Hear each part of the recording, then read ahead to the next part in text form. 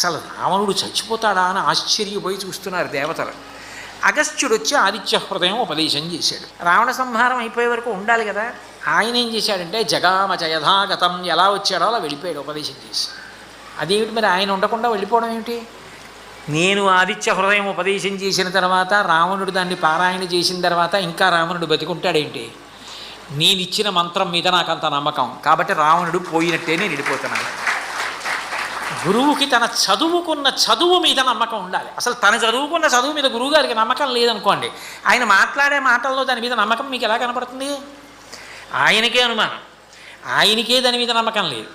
నమ్మకం లేనాయన నమ్మకం ఉన్నట్లు మాట్లాడుతున్నాడు అనుకోండి. మ్యాక్బెత్ నాటకంలో షేక్స్పియర్ చెప్పినట్టు వదులైన బట్టలు హాస్యగాడు వేసుకున్నట్టు ఉండదు. అది నమ్మకం ఉండాలి ముందు. నువ్వేది చదువుకున్నావో దాని మీద నీకు పరిపూర్ణమైన విశ్వాసం ఉంటే నువ్వు మాట్లాడిన వాక్కుల్లో విశ్వాసం కనబడుతుంది.